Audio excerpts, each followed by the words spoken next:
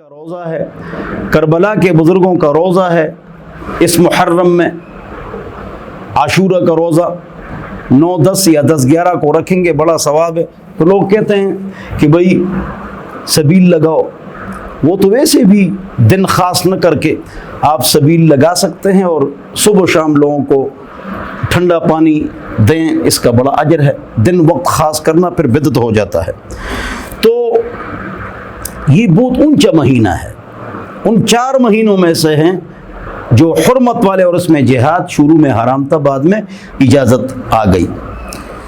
بعض لوگ کہتے ہیں اس میں شادی مت کرو، تو یہ تو سب سے باعزت مہینہ ہے، محرم الحرام۔ حرام کا معنی ہے باعزت۔ ہم جو کہتے ہیں شراب حرام ہے، تو اس کا کیا مطلب ہوا؟ جواب، اللہ کی عزت کرو اور شراب مت پیو، یہ مطلب ہے حرام کا۔ بیت اللہ الحرام، اللہ تعالیٰ کا باعزت گھر، باعزت مہینہ، تو شراب حرام ہے کا کیا مطلب ہے؟ اللہ کی بات کی عزت کرو، حرمت کرو اور شراب مت پیو، یہ مطلب ہے۔ اچھا، تو اس میں شادی کہتے ہیں مت کرو، بابرکت مہینہ ہے، کیوں شادی نہ کریں؟ حضور اکرم صلی اللہ علیہ وسلم نے اس میں شادی کی ہے اور صحابہ نے شادی کی ہے۔ بلکہ آپ کو عجیب بات بتاؤں، کربلا کا میدان گرم میں شادی ہوئی ہے۔ اس لیے بعض شیعہ ایسے ہیں جو اس میں محرم کے اندر ایک پروگرام کرتے ہیں، مہندی کا پروگرام کرتے ہیں کہ جو کربلا میں بعض اہل بیت کی شادی ہوئی تو اس کی ہم مہندی کا پروگرام کر رہے ہیں۔ تو محرم میں شادی یہ ثابت ہے اور درست ہے۔ 2 عیدوں کے درمیان شادی ٹھیک، سفر کے مہینے میں شادی ٹھیک، 2 ڈھولیاں لانا ٹھیک، محرم میں شادی ٹھیک۔ محرم عزت کا مہینہ ہے، جب یہ آ جاتا ہے تو خوف سوار ہو جاتا ہے۔ کیا آپ کو پتہ ہے؟ اب ایران کے اندر جن کا مذہب ہی یہی ہے، وہ یہ جلسہ جلوس اور اپنی پٹائی یہ نہیں کرتا ہے، ہاں نہیں کرتا ہے، عجیب بات ہے۔ اور ان کے 11 اماموں سے بھی ثابت نہیں ہے، نہ پنجہ اور نہ یہ اپنی پٹائی، یہ ثابت نہیں ہے۔ قم کے یونیورسٹیوں کے پروفیسروں نے اس پر کتابیں لکھی، ایران والے نے کتابیں لکھی ہے اس پر۔ تو اللہ ہم سب کو سمجھ عطا فرمائے۔ جس طرح تبلیغی بزرگ 50 لاکھ کا مجمع شہر سے دور جمع کر دیتے ہیں، ان کو بھی چاہیے کہ ایسے علاقے جہاں پر عوام آمد و رفت ان کا نہ ہو، اور میرے خیال میں بغداد میں اس طرح ہوتا ہے، ایران میں تو نہیں، لیکن بغداد میں اس بات پر عمل ہوتا ہے کہ وہ بھائی اپنی بات گاؤں میں عبادت کرو اگر یہ عبادت ہے، وگرنہ لوگ زیادہ ہیں تو بہت بڑے گراؤنڈ کا انتظام کرو تاکہ لوگوں کو تکلیف نہ ہو، لڑائی جھگڑے نہیں کرنا چاہیے۔ صحابہ اہل بیت کی محبت تھی، تو آج ہم کو بھی سوچنا چاہیے کہ علی کے بیٹوں کا نام رضی اللہ عنہ کرم اللہ وجہہ، تو اہل بیت کے ایک بڑے بزرگ، معتمد بزرگ، اونچے بزرگ، امام جعفر صادق کی امی کا نام ام فروا ہے، ابوبکر کی پوتی بھی ہے، نواسی بھی ہے۔ تو امام باقر نے فرمایا ولدنی ابوبکر مرتین، مجھے ابوبکر نے 2 مرتبہ جنا ہے۔ کیوں؟ نواسی بھی اور پوتی بھی، اس لیے۔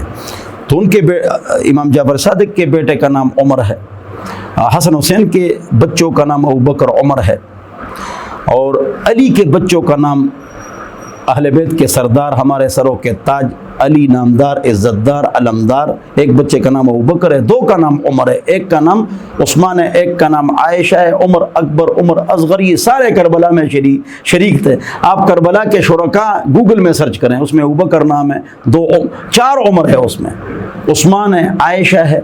تو جب انہوں نے یہ نام رکھے ہیں تو آج پوری دنیا میں یہ نام ہم دیکھتے ہیں کہ یہ حضرات نہیں رکھتے ہیں۔ کیوں؟ انہیں تو رکھا ہے نام، ہم کیوں نہیں رکھتے ہیں بھائی؟ ہاں، انہیں دیکھے پیچھے نماز پڑھی، بیعت کی،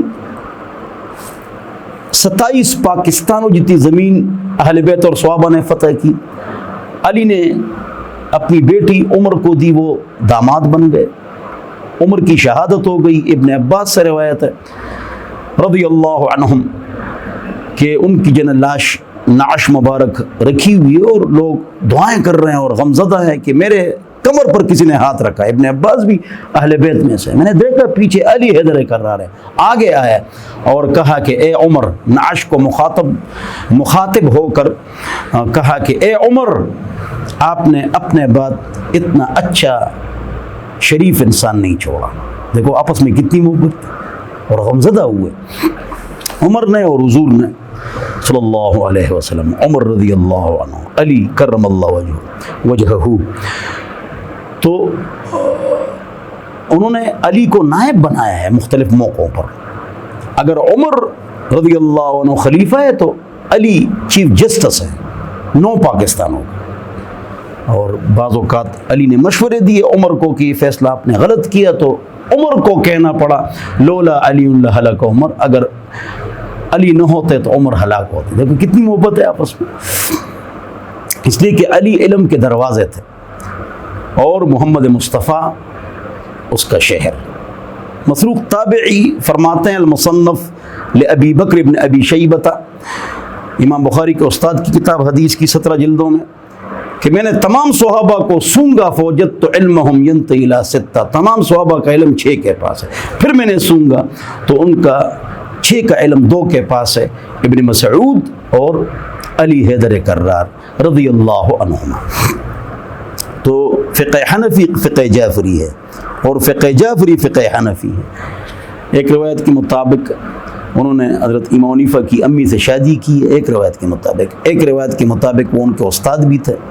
बहरहाल लेकिन उनकी आपस में बड़ी मोहब्बत थी। तो लड़ाई झगड़े नहीं करना चाहिए, दलील की ताकत गाली और गोली से ज़्यादा है। स्टडी करना चाहिए और दलाइल देखना चाहिए कि उनकी आपस में कितनी मोहब्बत थी। तो आज हम क्यों लड़ते हैं और नफ़रतें करते हैं? मोहब्बत, उल्फत, सब्र, शुक्र, आजिज़ी, इनकिसारी, हर एक पर अच्छा गुमान, ये इसको आम करना चाहिए। और बहुत सारे किस्से हैं अहले बैत और सहाबा की मोहब्बत के, कौन कौन से आपको सुनाऊं? तो इस तरह नहीं करना चाहिए।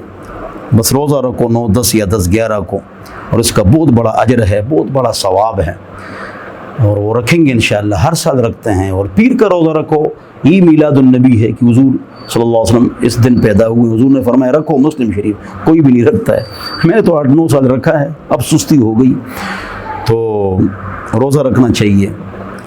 और हाँ, इफ्तारी के टाइम अगर घर वालों पर वसाअत करो तो ठीक है, रिश्तेदारों में, महल्ले वालों में भेजो, तो दोनों बातों पर अमल हो जाएगा। एक रवायत में इस तरह आता है वो साथ का।